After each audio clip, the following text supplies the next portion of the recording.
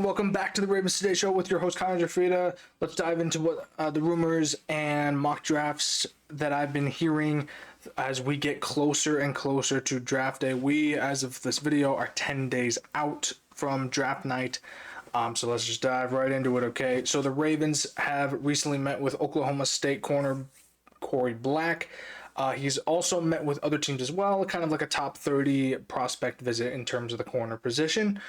Corey clocked a 5.35 in his 40-yard dash and had a 39-inch vertical at the combine. So, he's a awesome athlete there.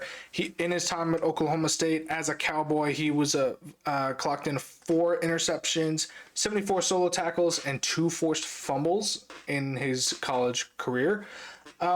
This I can see the Ravens kind of pulling towards a 3rd or 4th round pick. Corey seems like a developmental pick, for, at least in Ravens terms, but he does bring some level of intensity to the cornerback position, and as we all know, the Ravens are kind of stretched in terms of that position as well. So I can see the Ravens pulling for Corey and using him in the special teams unit and kind of developing him over the summer, seeing what he can do in terms of the corner.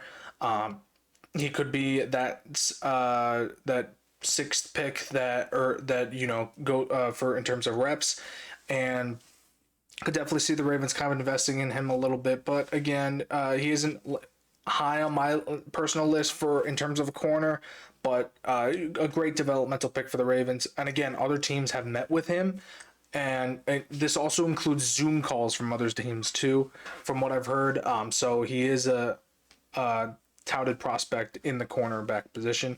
Moving on to what other rumors that I've been hearing is that Ravens have met with Virginia's Jonas Sanker, who is their star safety. This is a little bit more closer to home for us.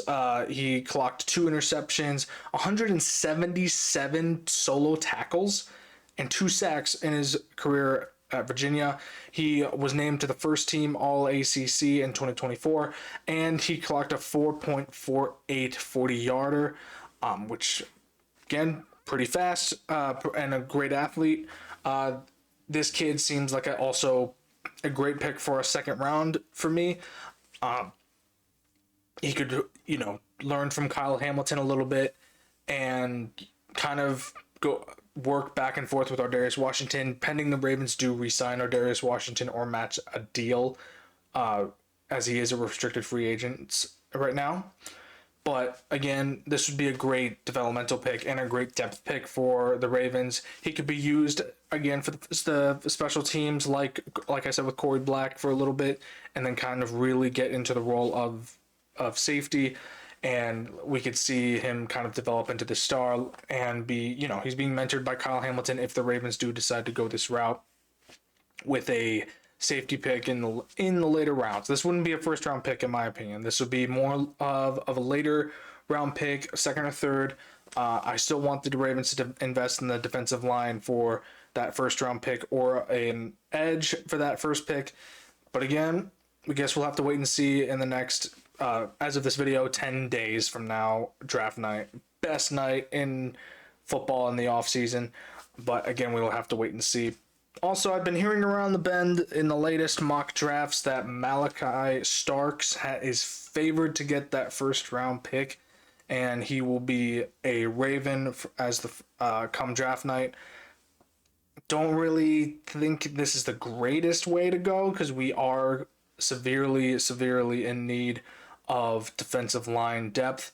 I know that Starks is a star, as I mentioned in previous videos, but I think that the Ravens should heavily invest in defensive line or an edge in the 1st pick. But again, that's nothing against Starks, but he is not at this moment the top pick in my opinion the Ravens should invest in.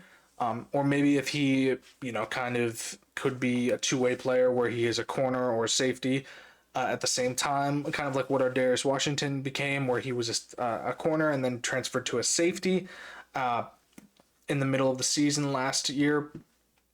But again, I know he's favored, and I know fans kind of think this is what the Ravens are going to do on draft night, but I don't think this should be the the solidified plan. We're still a ways out from draft night, and I think the Ravens should invest in the defensive line and should invest in an edge.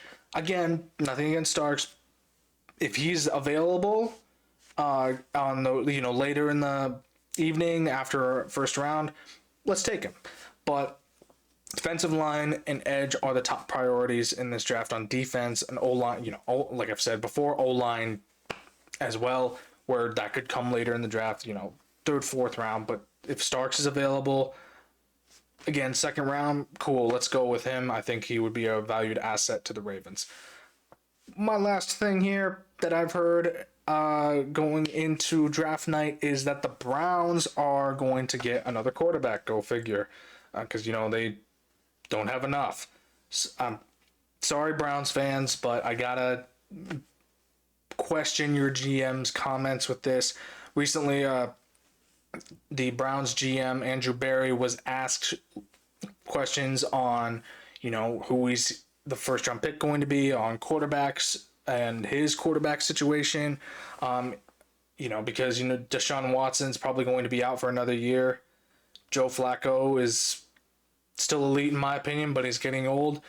He could get the starting position. He's one of the only successful QBs that was able to bring the Browns to the playoffs alongside Baker Mayfield, which I think to this day was a huge mistake for the Browns to let go of Baker.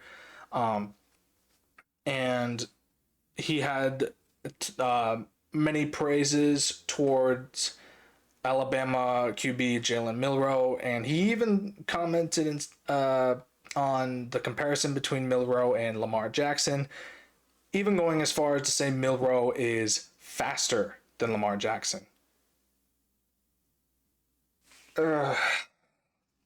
Why does everything have to be about Lamar Jackson when it comes to a new prospect? Why can't people compare him to Patrick Mahomes, Josh Allen? Milroe isn't that good. I'm sorry. Like, Jalen, you are like a good quarterback, but to me personally, I just don't think you're going to be a starter in this league. I think that you are going to be a developmental pick for a team that is brought up and eventually wins the starting position. That's nothing against you, but I'm sorry. That's going to be what I think is going to happen with you. Don't pray that you don't get on the Browns either, because the Browns is a quarterback's graveyard. You're drafted there, pretty much you will end up being traded or released sometime in your second or third year, except if your name is Baker Mayfield, because he was able to prove himself and get the Browns into the playoffs and have a actual successful Browns team, and then they traded him, or rather released him. But for Deshaun Watson, who has not played a full season on the Browns and stinks. He stinks. He took the money and then kind of jumped ship. Milroe, if you happen to watch this, I really recommend that you don't get on the Browns. Sorry, Browns fans. You do need a new quarterback, but it's not going to be with Milroe. I think that you should look for another player that really, really is down and dirty, like Baker Mayfield is and was on the Browns. And again, why does everything have to be about Lamar Jackson? Just stop. Just stop it. Milroe is not faster than Lamar. Lamar has light years more of experience than Milroe, and I think that if anything, Milroe, I think that you should definitely just stay away from the Browns until they get their quarterback situation handled and you have some time in the league to develop.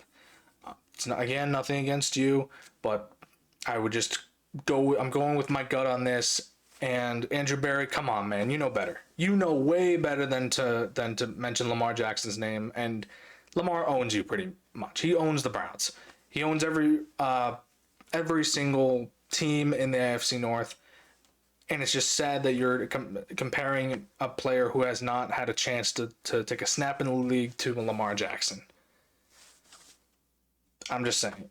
If you disagree with my picks, comment down below. Hit a like on the video. My name is Connor Gioffreda. Thank you for tuning into the Ravens Today Show. Sorry, Browns fans, but that's just the reality of the situation going on. You guys do need a quarterback. I'll talk to you guys later.